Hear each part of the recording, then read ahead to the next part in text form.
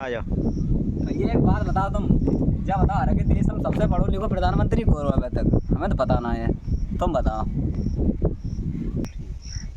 देश में अब तक जो है सबसे पढ़ो लिखो अगर प्रधानमंत्री देखो जाए तो वे रहे मनमोहन सिंह। जो मनमोहन सिंह है उनके नाम की जो है ऑक्सफोर्ड यूनिवर्सिटी, जिसे जो है दुनिया की सबसे नंबर 1 यूनिवर्सिटी कहा जाता है दुनिया का, उसमें उनकी द्वारा लिखी हुई इकोनॉमिक्स की पुस्तकें तक पढ़ाई जाती हैं। वो इतने टैलेंटेड हैं, वो एकमात्र प्रधानमंत्री ऐसे हैं जो कि उनके देश के गवर्नर भी रहे, देश के फाइनेंस मिनिस्टर भी रहे, देश के प्रधानमंत्री भी रहे 10 साल तक। बताया जाता है कि 1992 और 91 के बीच में जब देश में 20 दिन का 25 दिन का सिर्फ खाने को अनाज बचा था, खाद्य पदार्थ बचा था, उस समय जो है देवेगौड़ा जो प्रधानमंत्री थे उन्होंने मनमोहन सिंह जी से कहा कि आप ही कुछ ऐसा करिए बंदोबस्त, कुछ अपनी इकोनॉमिक पॉलिसी से देखिए देश के जो हालात ख़राब है उसकी स्थिति को सुधारिए। तो बताया जाता है उस समय मनमोहन सिंह ने कुछ ऐसी पॉलिसी, कुछ ऐसे नियम बनाए जिसके जरिए देश जो है आर्थिक स्थिति के रूप से उभर कर एकदम सामने तक आया और उस गंभीर स्थिति से बाहर आया। तो मनमोहन सिंह जो है देश के बहुत ही पढ़े लिखे प्रधानमंत्री में से चुना जाता है। और भैया जरा के देश का जो मोदी जी हैं जे कितने पढ़े लिखे हमें तो पता ना भैया, तो लग रही चाय बेच गई क्या भैया बताओ। क्या बताया, आवाज़ नहीं आई। अरे जे हर के देश के जो प्रधानमंत्री हैं वह जो मोदी जी जे कितने पढ़े लिखे हैं?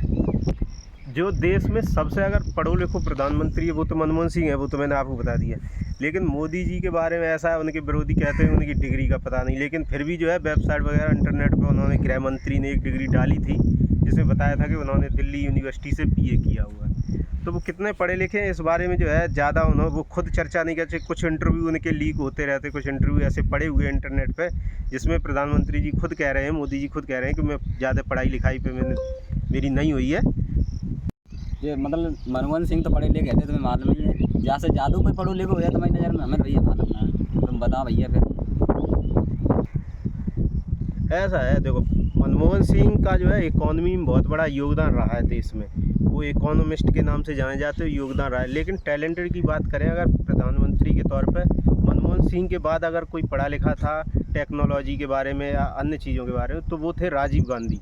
राजीव गांधी विदेश में पढ़े, विदेश से पढ़ने के बाद जब हिंदुस्तान आए तो उन्होंने पायलट की नौकरी की। पायलट जो आप जानते हैं एरोप्लेन उड़ाते हैं, पायलट का जो है जॉब के लिए काफ़ी टैलेंटेड लोग चुने जाते हैं, तो उन्होंने वो जॉब की। लेकिन उसके बाद जब इंदिरा गांधी जी की हत्या कर दी गई उसके बाद उन्होंने राजनीति में अपना कदम रखा और राजनीति में भी उन्होंने काफ़ी हद तक कामयाबी हासिल की, यहाँ तक कि वो प्रधानमंत्री तक बने और उसके बाद उनकी हत्या कर दी गई। तो ऐसा है कि उन्होंने जो है अपने जीवन में शिक्षा से जो है, अगर राजीव गांधी की देखी जाए तो राजीव गांधी ने जो है अपनी शिक्षा के लिए विदेश से पढ़ने के बाद पायलट की नौकरी की, फिर वो आए। तो मनमोहन सिंह के बाद अगर पढ़े लिखे एजुकेटेड के बारे में देखा जाए तो हमारी समझ से जो है राजीव गांधी होंगे। उनके अलावा जो है उसके बाद पढ़े लिखे तो और भी लोग थे, लेकिन राजीव गांधी को मैं मनमोहन सिंह के बाद रखना चाहूँगा। इंदिरा गांधी जी रही, उनके बारे में कुछ कहना चाह रहे हैं आप? उनके बारे में 2-4 लाइनें बताओ। ऐसा है, इंदिरा गांधी जो है 1950 से जब से प्रधानमंत्री देश में बने आज़ादी के बाद 1990 तक, इंदिरा गांधी जब प्रधानमंत्री बनी तो देश की जो आधी आबादी यानी कि महिला आबादी है उसको एक अलग तरह का सशक्त मिला। उसको लगा कि बताओ जो इस देश में महिलाओं को एक तरह से कमज़ोर और अशिक्षित और दबा कुचले के रूप में देखा जाता था, जब इंदिरा गांधी प्रधानमंत्री बनी तो एक नई एनर्जी आई मतलब आधी आबादी में, महिलाओं की आबादी में एक नई एनर्जी आई। उनको लगा कि जो इंदिरा गांधी महिला होकर प्रधानमंत्री बन सकती हैं तो हम भी कुछ कर सकते हैं। तो एक आत्मविश्वास जागा महिलाओं के प्रति और महिलाओं के अधिकार के लिए इंदिरा गांधी ने काफ़ी हद तक कदम भी उठाए। और दूसरा जो प्रधानमंत्री के तौर पर इंदिरा गांधी जी का जो कार्यकाल रहा वो एकदम जो एक मजबूत नेता की तरह रहा। वो कहीं से ये नहीं लगी कि जिस तरह से महिलाओं को देखा जाए कि महिला के रूप में कमज़ोर हो सकती हैं या जो है थोड़ा अनकम्फर्टेबल हो सकती हैं, या जो है पूरे निर्धरता के साथ, अपनी निडरता के साथ जो है फैसला लेने की जो हिम्मत होती है महिलाओं में, वो पुरुषों से भी अधिक थी इंदिरा गांधी। उन्होंने गरीबी हटाओ नारा दिया था, उसके बाद से ऐसे मान लो पूरा विपक्ष एक हो गया था और फिर भी इंदिरा गांधी को हरा पाना मुश्किल हो गया था।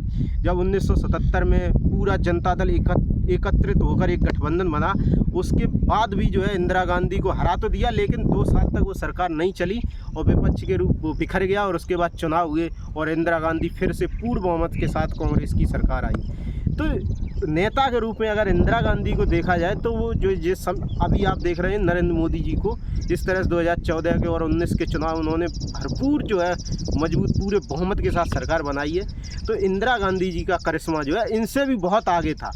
वो महिला थी लेकिन उनका जो करिश्माई जादू था, जो राजनीतिक जादू था, वो बहुत आगे तक था।